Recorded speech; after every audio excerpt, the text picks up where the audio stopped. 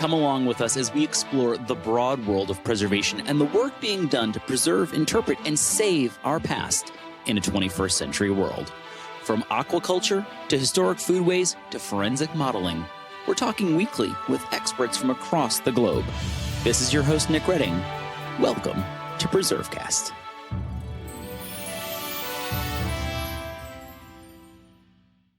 Did you know that the Campaign for Historic Trades, which is powered by Preservation Maryland, is the sponsor of 3 registered apprenticeship programs? The campaign also hosts workshops across the nation, maybe even one in your backyard. Visit historictrades.org to learn more and find a way to learn a trade. This is Nick Redding. You are listening to PreserveCast, and today we are going to take preservation from a different angle. We're going to try our chances on going to preservation in Nevada, and we're going to look at all things in Nevada and preservation and what it's like to be a preservationist in places like Las Vegas and beyond. And we're going to do that with Dr. Paige Figanbaum, who is the executive director of the Nevada Preservation Foundation.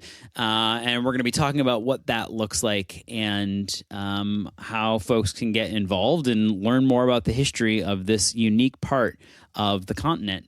But before we get there, just a reminder for people listening, as we always do at the beginning of these episodes, we hope that you'll rate, review, subscribe wherever you're downloading PreserveCast. And if you're enjoying PreserveCast, it helps tremendously to jump onto social media, share this. If you're in a group that's about history or preservation or one of these topics that we're covering, drop a link in there for us. You can go to preservecast.org and look at the whole back catalog of episodes. You can search content and topics there. So if you're interested in food history, we've probably got something for you. If you're interested in the trades, we got a ton of trades content. Or you're curious about preservation in different communities like Nevada, or you're curious about what preservation's like in Savannah, we've got that covered for you as well. So you can go there, grab that, and share those links on social media. It helps a lot. And then, please give us a review. It actually kind of moves us up so that more eyeballs are on this podcast and we can tell these stories to a bigger audience. So with that said, I want to jump in here with Paige, who, as I mentioned, is the executive director of the Nevada Preservation Foundation. And like we do with everybody, we love to get to know what brings people to preservation. So, Paige, where did you grow up? What was sort of the path to preservation? And how did you end up doing that work in Nevada, of all places? Yeah, well, thanks for letting me be on today. And that's kind of an interesting story. I actually grew up in Iowa, in rural Iowa. It's a very small town. It's about 40 miles north of Waterloo. Now, for people who are interested in tractors or farming history, I used to work at the John Deere Tractor and Engine Museum, and they do actually a lot of restoration of historic tractors. And I'm from a farming community and a farming family.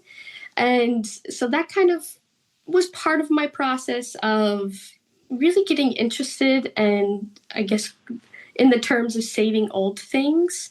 But like I said, I grew up in rural Iowa. I got my undergrad at the University of Northern Iowa, and I actually started in museum work. I worked at the University Museum for several years. And like I said, I also worked at the John Deere Tractor and Engine Museum. And I was just really interested in learning about the history through objects or through old things. And during my time at the museum and going to UNI, one of my mentors, she actually got her PhD at University of Nevada, Las Vegas, UNLV. And so she strongly recommended that I applied there. And so I did, and I was intending to go get my master's, which I started doing my master's. And that's kind of where like I said, I've always been really interested in on sort of saving old things in a sense. And that's why I loved working in museums. But when I came to Nevada, that's when it really started to sink in. There's different ways to interact with history. And like I said, was planning on getting my master's there. It sort of snowballed into my post-bac, which led to getting my PhD. And so during my time at UNLV is when I really started getting into preservation, because my first public history project, per se, was working on the project of the Walking Box Ranch. Now, some of you guys might know the Walking Box Ranch is in Searchlight, Nevada, which is actually not that far from Las Vegas. It's about an hour drive. It's closer to Searchlight, Nevada. Searchlight was an old mining community, and it was founded in, I think, 1897. But with the Walking Box Ranch, that actually started with silent film stars Clara Bow and Rex Bell. Clara Bow was known as the it girl in the 20s and 30s. And so they got married in Nevada. And then they built that ranch, they didn't build it, but they bought the ranch in about 1931. And they actually built this beautiful Spanish colonial style home, which is still there. And it actually is reopening to the public the past couple of years. But how I got part of that is they had a bunch of objects. And with my museum experience, working with the Bree Public History Institute, I was there kind of help accessioning and just kind of getting a better grasp of what exactly was in that collections. And then working with my mentor at UNLV, Dr. Andy Kirk, he has done so much work in preservation. He actually helped write the designation for the Walking Box Ranch. And that's kind of when I just loved the architecture of Nevada. I was so interested when I was growing up in Iowa. There's not a lot of federal presence, where compared in Nevada, there is a lot. Don't quote me, but I think it's close to 80% is owned federal land. Where it's at least a Iowa, majority. That's for sure. Yeah, it's easily the majority. Where in Iowa, it's the complete opposite. And so I was just so intrigued about that. And then I was, like I said, a lot of people don't know how much, or when people think about Nevada, they think about Reno and they think about Las Vegas, and they think about neon, which is very much a part of the history of Nevada, of course. But as myself, when I first came to Nevada, I was so intrigued about the mining and the mining history, and particularly the ranching history. So I was all for the chance to work at the Walking Box Ranch. And so that's what really sparked my interest in preservation and kind of just seeing it in different landscapes. Like I said, I grew up in a farming community, and now kind of coming to the desert, really just seeing the beauty of it, the chance that when you drive outside the skirts of Las Vegas to Searchlight, to the Walking Box Ranch, just the beautiful Joshua trees. It's when driving in Iowa, it's cornfields. Where here, it's Joshua trees. I was just, and the red rock, and the mountains, I was very flat. So it was just such a different landscape. I was just so intrigued by that. And then when you get to the Walking Box Ranch, it's just, like I said, it's just incredibly beautiful. And I did want to recognize the architecture of Spanish colonial revival, the adobe brick of the roof. It was just, I love talking about Walking Box Ranch. Like I said, it's my first really experience of history in Nevada, so it's holds a special place in my heart. But yeah, that's sort of a very quick or kind of quick of what was my first experiences of preservation and what really got me into the field. And then eventually, when working with my PhD, of course, I started working with Nevada Preservation Foundation. We have a 4-day festival called, 3-day festival, Home and History Las Vegas. I was helping with research, as well as I worked with another organization, Preserve Nevada, which is another statewide nonprofit. And I met Amy Raymer. She's Nevada Preservation Foundation's, or NPF's, board president. And we kind of really just kicked it off. And then it just sort of took a snowball effect. And then last year I became the executive director. So there's just, like I said, there's been many formats of preservation. But like I said, Walking Box Ranch, it just has a special place in my heart. Yeah, and I love that it's a particular building that kind of was the entree in a way. But I also just, I think you painted a good picture for this too, how different these places are where you grew up versus where you're working now. And obviously for most Americans, Iowa and Nevada would not be put in the same box. Like they're different, not just in landscape, but just the culture, Yes. because there's not, it's, sort of this, elegant gaming culture of Nevada and sort of the, like you say, the farming and of Iowa. So they're two very different places too, which can kind of be cool and give you a different taste for what preservation means and how to engage in these stories. I'm curious, how do you, Nevada Preservation Foundation, how do you split the difference between the needs of a place like Las Vegas versus the needs of a ghost mine that maybe is in ruin and it's more of a stabilization effort? Like how do you balance that, and where is the majority of your work done? That's a good question. Just a little bit about NPF. Our name is so long, so we were actually established in 2014, and we are based out of Southern Nevada. And so we're actually in a historic school. It's the historic West Side School. The school was built in, I think it was like the late 1800s, like close to 1890s. But so we're actually in a historic building ourselves, but we are based in Southern Nevada, particularly Las Vegas. And that's a really good question of sort of the complicated dichotomy of Nevada in terms of, like I said, a lot of people understand Nevada. They think of Reno and they think of Las Vegas, which again are incredibly important places. But there's a lot of rural communities, especially like when you're I, in the summer, really enjoy driving up to Reno. And a lot of people are surprised. It's like a 7.5 hour drive. But when I do that, I usually stop in some of the small towns like Goldfield, Tonopah, which were in the early 1900s, were the mining communities. And the more north you get, then you can get close to Virginia City, which is on the side of a mountain. And so back to your question of trying to navigate that, I think it's really important to understand that they are very different and very unique landscapes. So when I have conversations with rural communities, I do kind of base a lot of it. I grew up in a very small town. We have like 1,000 or under 1,000 people. So I understand some of the concerns and conversations that rural communities have just off of my experience of living in a small town, are very different to when you have conversations in Las Vegas, but not just Las Vegas. The Strip is actually outside of Las Vegas. It's in Paradise and Winterset, so it's technically in Clark County.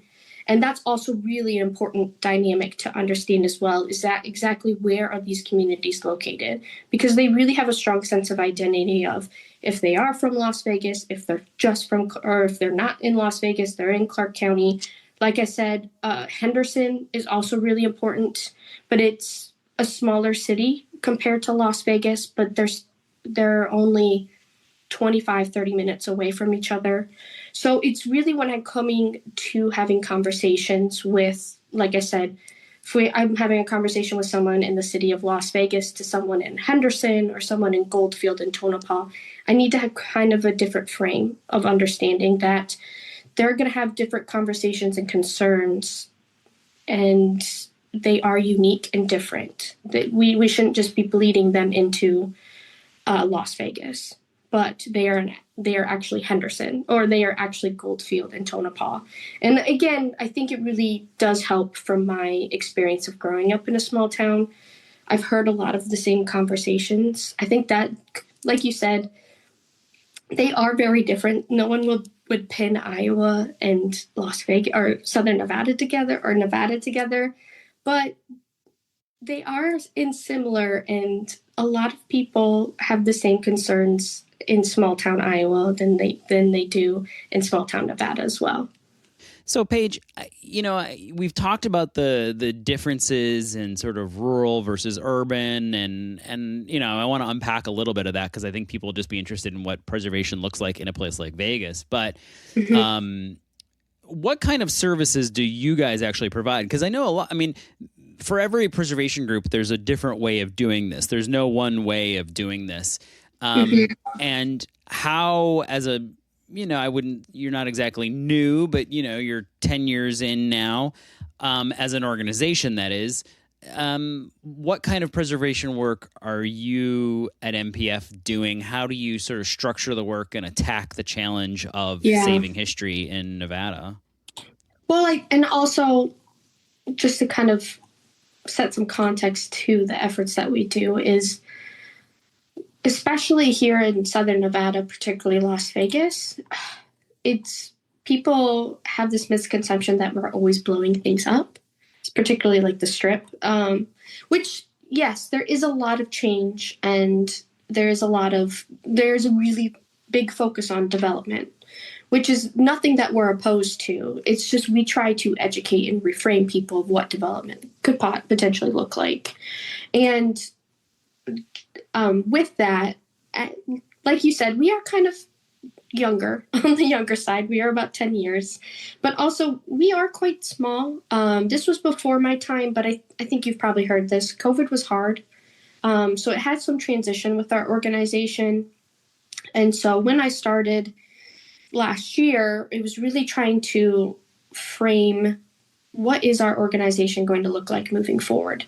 And like you said, I really enjoy how you phrased it, as preservation looks in many different ways. And for us, that's really just raising awareness and appreciation.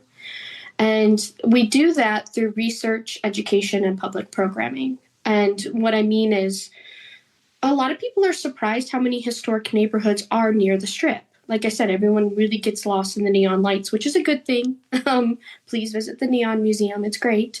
But it's also, there's more to Southern Nevada than just the neon and just the Strip.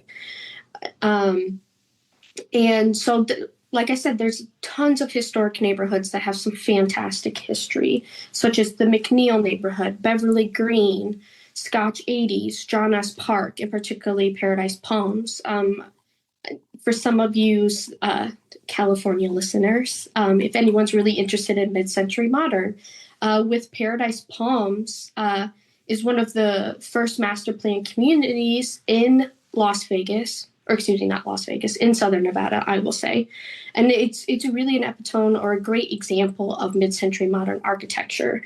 It was developed by Erwin Milasky and Mervyn Adelson. I'm so sorry.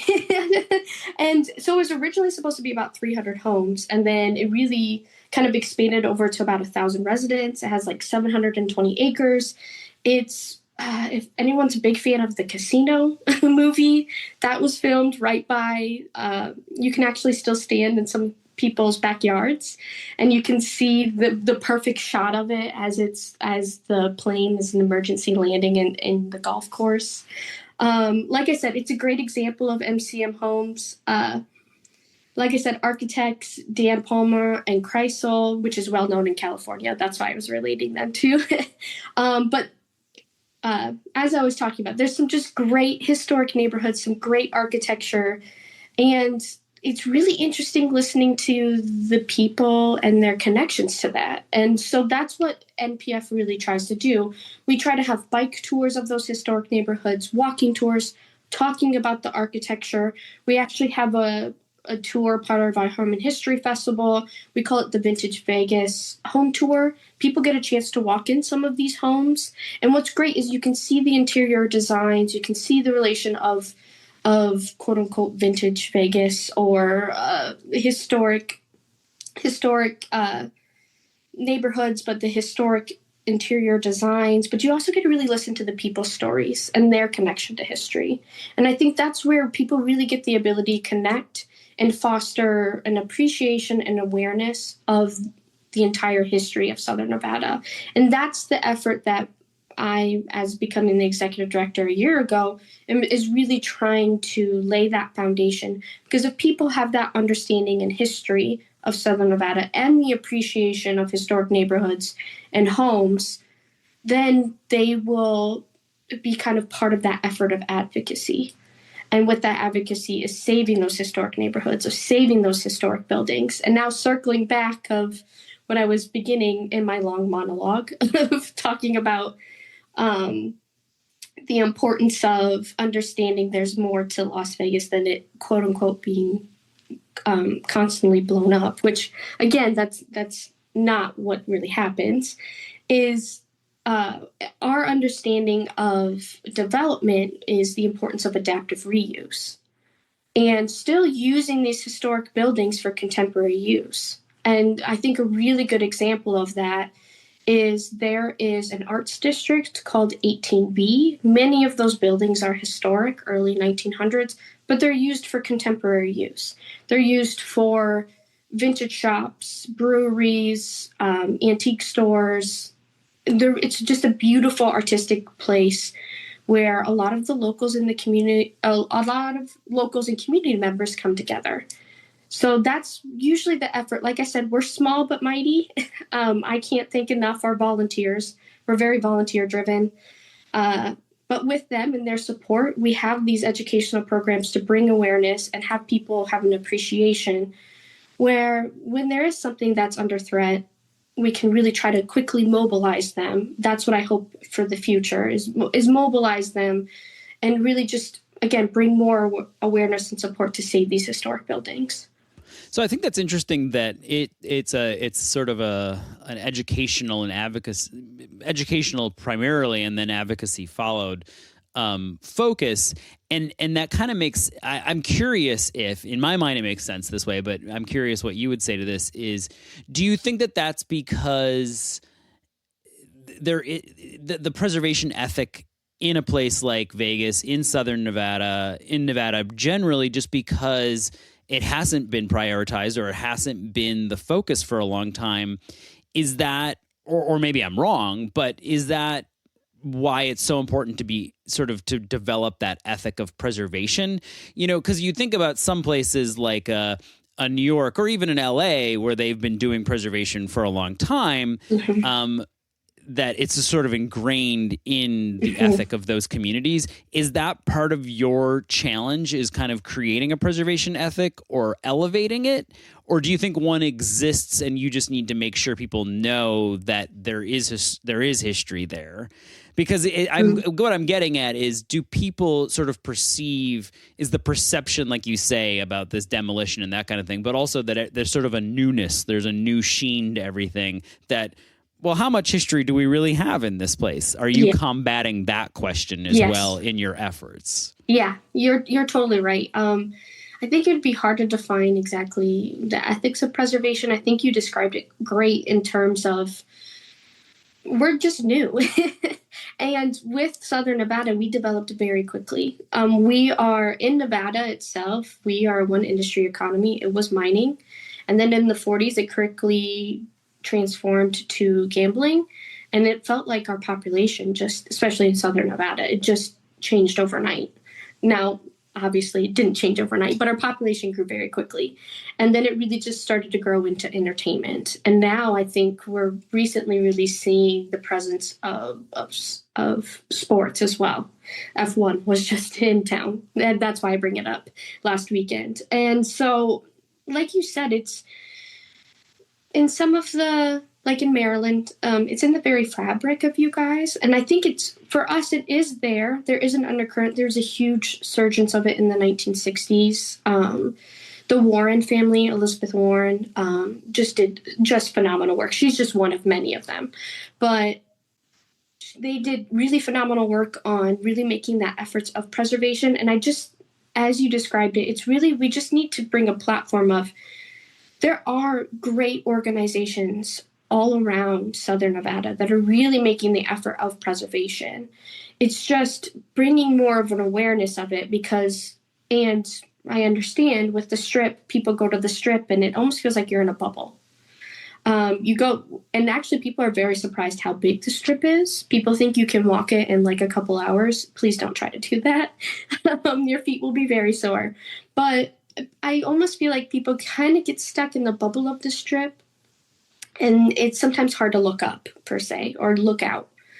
And so that's why we're trying to do a lot of more programming and kind of create more of this interactive learning environment with these walking tours, with these bike tours, and we have educational programs where we talk about sourcing historic, just an example, historic furniture in a historic home. So what about like political support? I'm curious, like you talk about advocacy, and I know we're going to jump in and talk about 11 Most Endangered, but I'm curious, like, or your endangered program that is, but I'm curious, you talk about that ethic, and that the people do recognize it. Obviously you've been very successful in running an organization, and you have support, and and you're continuing to build on that.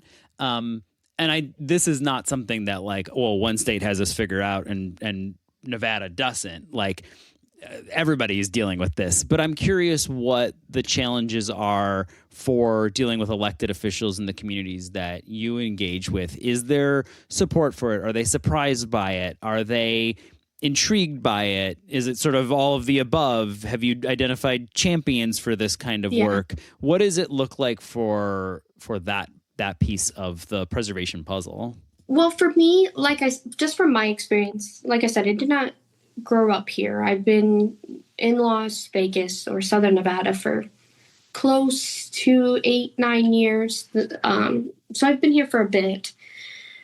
But what's complicated is the quote unquote boundaries of things. Like, people don't understand the Strip's not even in Las Vegas. It's in the county.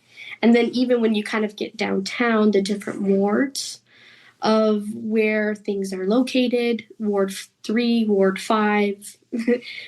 Even myself, I have to constantly check where things are and who's what ward or what even location are they. Is it in Las Vegas? No, I need to double check. What's the street again when it gets to the county?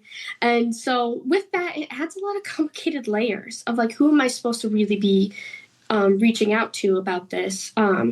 But there's been a lot of great champions. The HPC of the city, particularly Centennial Commission, they really have believed in us. I can't thank them enough.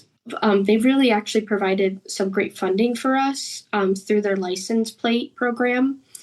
How does that work? What is that? I think people would be interested in that. What does that look like? Yeah, so with Centennial Commission, they have custom license plates that people can purchase, and through those, that supports funding for projects. And they've done so many projects. Please check out the Centennial Commission in the city of Las Vegas. And they've done a lot of funding support for the Neon Museum. They've done funding support for us through the Home and History Festival. They've done stuff with the El Dorado Parade, which was a historic parade. I mean, that's just 3 of very many things they have done. So they have been some great advocates. And with that, there's a lot of commissioners who do other roles in the city. And I know I keep talking about the city, but the county has as well. There's been some great commissioners that have been able to speak with who really, they really are trying to make an effort. But like I said, when there's so many different layers of where's the boundaries of it, if it's city, if it's county, if it's North Las Vegas, there's just so many different layers to it that it does feel like an uphill battle. And especially when you add the Strip, or if you add Fremont Street or the Fremont experience, there are many people I have met who are historically minded like me, who are trying to make the efforts of preservation. But when it comes to the entertainment business, it's a complicated dynamic, and you can't make a template for each project or each preservation effort, because it's almost a different terrain each time. I have come to find out. So I know that you also have a partnership with the Clark County Museum Guild, and you're working to save the Howard Hughes House. Howard, well, first off, who was Howard Hughes? Some people may be familiar with him. Some may not at this point. But tell us a little bit about Howard Hughes, and then what's the house? Why is it important? What are you hoping to do out there? Yeah. So the Howard Hughes House, we call it the Howard Hughes Greenhouse. I will stipulate he probably didn't live there. It was his office that he worked, but we can go a little bit more on that. So Howard Hughes, he was born 1905, and then I think he passed away mid 1970s. He was an American billionaire, industrialist, filmmaker. He he inherited his wealth from his father. It was like a tools company. He's also really known for being a pilot, and again, he was a Hollywood movie producer. He actually came to Las Vegas in the late 40s because he was planning on moving his operations in Nevada. And so he acquired some land in Las Vegas. I think he also acquired Spring Mountain Ranch. That's another wonderfully preserved ranch right on the outskirts of Las Vegas if people want to check out. And so he was like one of the largest private owners of of land in Clark County. And so he was going to relocate his Hughes Aircraft Company because in the 40s, of course, World War II, and with that was the shift of really focusing, I mean, that's all across America, was focusing on the efforts of World War II, and that's obviously the development of Henderson, Nevada as well. But with that, with the aircraft company, he came to Las Vegas, and then around the 1950, I think it's 1953, is when he purchased the Howard Hughes quote-unquote greenhouse, and it's actually located right behind KLAS 8 News Now property. That's where it's currently located. And so he bought that because he was trying to work on establishing the Howard Hughes Medical Institute. And while he was doing that, is he would work in the house. That is what is believed. And then, yeah, after that, I mean, he again was in Las Vegas for a while, and then, like I said, he does have a bit of a colorful past, or a colorful life, I'll say. But I definitely read up a little bit more about him. But about the greenhouse, like I said, it was more of his office. He probably stayed in the Flamingo Hotel or had a suite there. And so he was really interesting character. But so with the Museum Guild, like I was said, NPF, we are a small nonprofit. We are very volunteer based, but we are still trying to, like I said, the many different forms of preservation. So we just want to be of support and help and really give a spotlight to the Museum Guild, because the Clark County Museum Guild works with the Clark County Museum in their efforts to move this greenhouse to the Clark County Museum's Heritage Street. They've saved many historic buildings, or I'll say buildings, like such as the Candlelight Wedding Chapel, because wedding history is also really important to Southern Nevada. That's just one of many of they did. And so they plan on moving the greenhouse there, and really just the whole point of it is this heritage in motion is what they're calling this fundraising effort, is really just moving that house to Heritage Street. And again, what's so important is, of course, bringing the awareness of this history, but also making it accessible to people. Because when you get to the Heritage Street and the Clark County Museum, you really get a chance to see inside many different historic buildings. Like I said, the Candlelight Wedding Chapel is really one great example of it. And what's precipitating the need to move it, and what's the timeline for all that? I don't think they really have a set timeline. Again, they're still in the process of fundraising. Like I said, Commissioner Figanbaum, well, not just him, but the commissioner was really in full support, and helped raise a substantial amount of funds for that. I think they still need a lot of funding as well. So that's where NPF were trying to help with that fundraising efforts. And so the specific timeline, I don't think they have anything set until they were able to raise those funds. But like I said, they have a substantial amount of experience. They've been doing it since the late 70s. And why does the building have to be moved? Well, it's not really accessible. It's, like I said, it's in the back end of the KLAS 8 News Now property. So it's in almost like a parking lot. So when you're driving on the street, you have to drive, take a left, or you have to take into the parking lot and drive and get into the back end. So like I said, it's not accessible to the general public. And as well as they are with the Museum Guild, moving it to the Clark County Museum. They will have some restoration efforts with it as well to make sure that it lasts and has longevity. So I would just say the accessibility and the restoration of it, or preservation of it.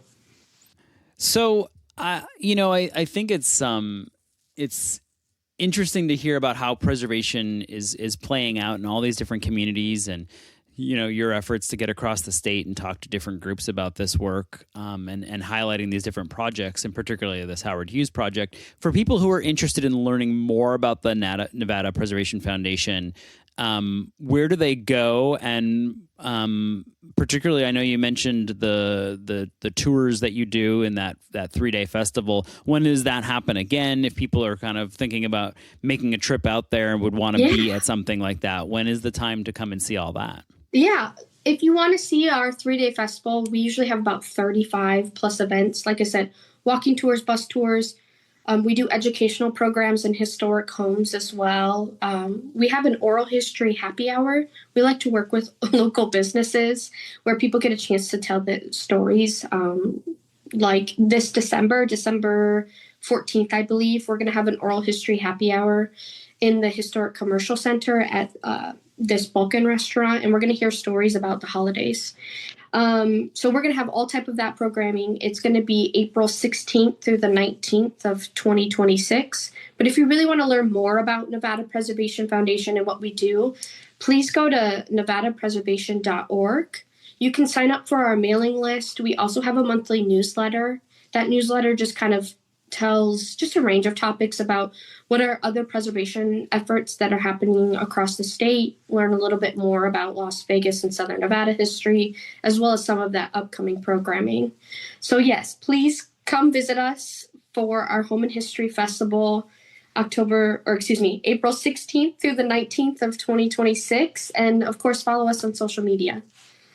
Yeah, a lot of great content there, and a chance to check out what's going on in different parts of the country. And this is fascinating work that's happening out there, particularly the elevation of sort of the story of preservation and why it's important to save these places and the history behind these places. And it comes at an interesting time, too, in that in 2026, the nation will be commemorating its 250th anniversary, which means different things to different parts of the country, I think. Obviously, on the Eastern Seaboard, places that were crisscrossed during that revolutionary period, it means one thing, but it's 250 years of independence and being a country.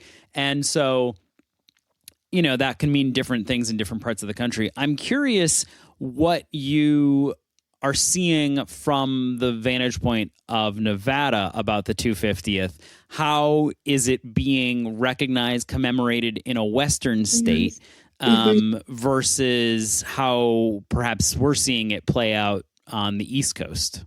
Yeah, and I think it's just part of the broader American history of American West and that expansion of America to the West. But I think also for us, me particularly, or excuse me, not me, but what we're really what I've been seeing is really just highlighting the mining and railroad history as well. I think a lot of people do forget that Las Vegas was a railroad community for several years until we really did have that shift in the 40s. And just to get a little bit into the history, Las Vegas was founded near the Las Vegas Old Mormon Fort. That's where the Las Vegas Springs was located. When you're traveling in the Old Spanish Trail to get to California, this was a stop. And with that, obviously, it's part of some indigenous trails as well with the Nuuvi peoples here that were, this is their homeland in Southern Nevada. But with that is with the Old Mormon Fort, that's where there was buying of water rights. And that's where the railroad company came in and started doing that again for the expansion to California.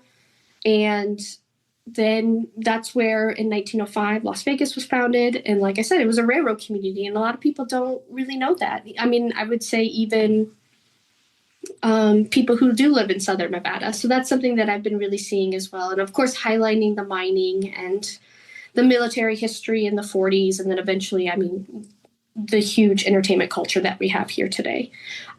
So that's something that I've really been seeing across all organizations here.